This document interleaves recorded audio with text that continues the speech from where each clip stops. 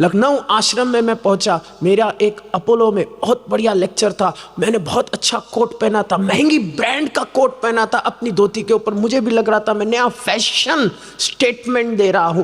Coat पहन के आश्रम के मेन दरवाजे पे आए, जब तक कुटिया पे पहुंचा कोट रुमाल बन चुका था। आंटियां फाड़ के ले गई। और क्यों फाड़ के ले गई? क्या आपकी ब्लेसिंग्स ले जा रहे हैं? भैया मेरी ब्लेसिंग मेरी कमीज में थोड़ी। और क्यों लेकर के जा रही है? मैं उनसे बात भी करता हूं तो वो, अरे हमारे पति को थोड़ी ब्लेसिंग दो। खुद के लिए कभी चिंता नहीं करेगी। बड़ी बड़ी सज्जन महिला है, पति, बेटा, बेटी, बेटी का पति। तो अगर उन महिलाओं को मैं GAD-7 टेस्ट देता तो उनको तो घमासान एंजाइटी, सीवियर एंजाइटी डायग्नोस होगी, पर उनको एंजाइटी है नहीं, क्योंकि जो गोरे वो फूल कुमार है। उनकी रेजिलियंस में और आपकी रेजिलियंस में फर्क है। वो बेचारा आपकी दिल्ली की सड़क पे अगर ड्राइव करेगा उसको हार्ट अटैक आ जाएगा। उनकी रेजिलियंस अलग है। और ऐसे फूल कुमारों के लिए ये टेस्टिंग पैरामीटर्स हैं। तो जब वो आज की तारीख में कहते हैं कि भारत में 40% लोगों को एंजाइटी है,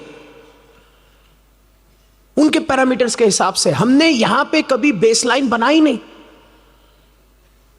क्योंकि अगर हम यहां के कल्चरल स्पेसिफिकेशंस को, यहां की बेसलाइन को लेकर के टेस्टिंग करना शुरू करेंगे तो हमें पता चलेगा कि भारतीय लोग दुनिया के सबसे ज्यादा रेजिलिएंट लोग हैं। और ये रेजिलिएंट स्टडी होनी चाहिए, क्यों नहीं हो? भूटान में हैप्पीनेस स्टडी हुई थी, यूनाइटेड नेशंस में भाषण देके आ गए कि oh we are the happiest country in the world. दुनिया जाए, रिसर्च करके आए, उनका टूरिज्म बढ़ गया, they are the happiest people in the world.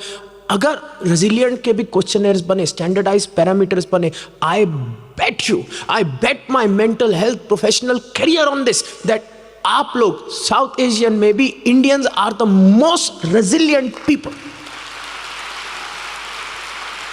और है ही है। कुछ भी बाहर हो रहा हो हम निकल जाते, और हमें दुनिया को यह सिखाना होगा रेजिलियंस।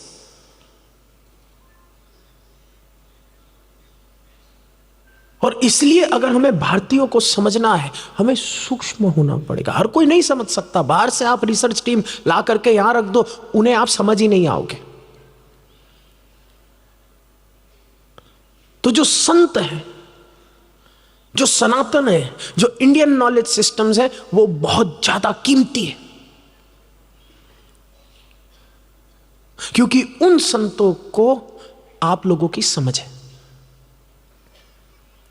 क्योंकि दसियों हजारों साल से वो आपको स्टडी कर रहे हैं। और ये बहुत जरूरी होता है, बहुत जरूरी होता है। Specific care, culturally specific care प्रदान करना बहुत ज्यादा जरूरी है।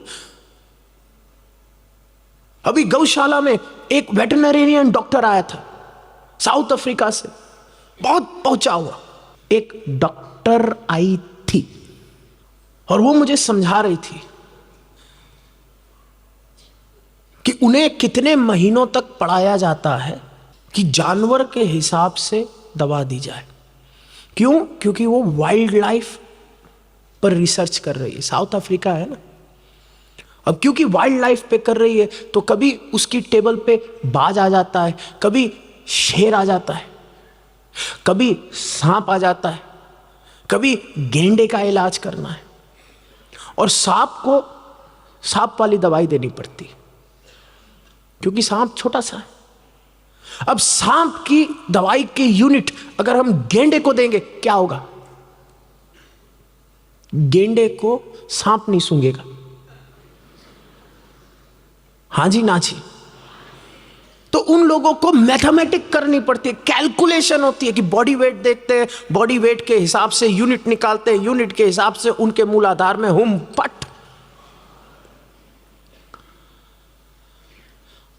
तो समझ होनी चाहिए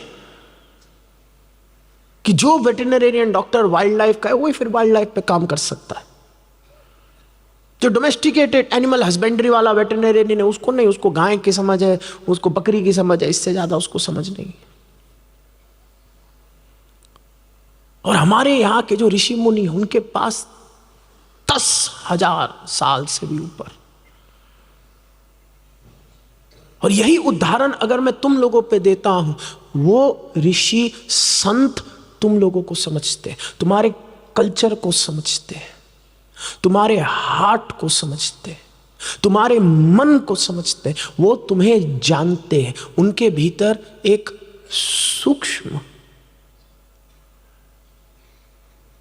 यंत्र है जिसको दुनिया क्लेयरवॉयंस कहती है। वो तुम्हें देख के समझ सकते हैं, डायग्नोस कर सकते हैं। उन्हें गेट 7 की जरूरत नहीं, उन्हें PHQ-9 की जरूरत नहीं।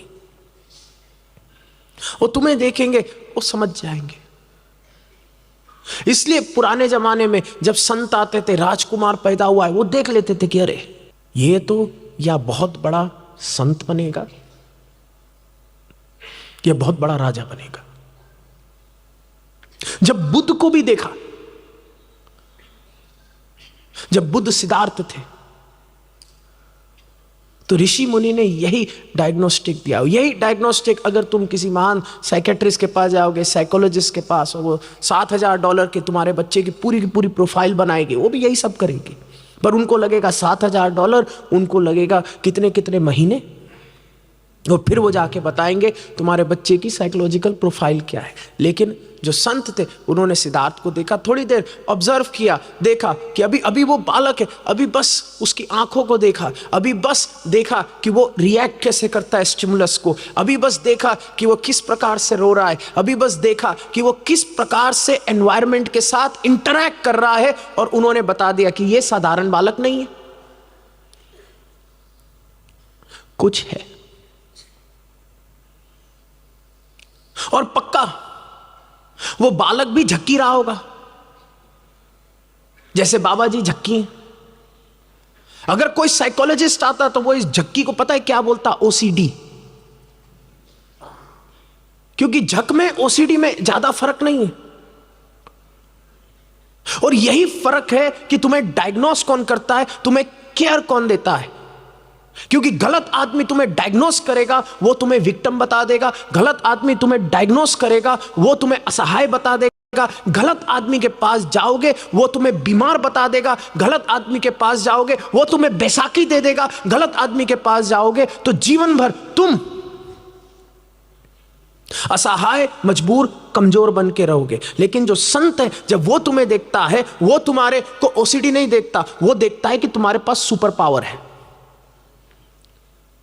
वो देखता है कि शिव ने तुम्हें स्पेशल बना करके भेजा।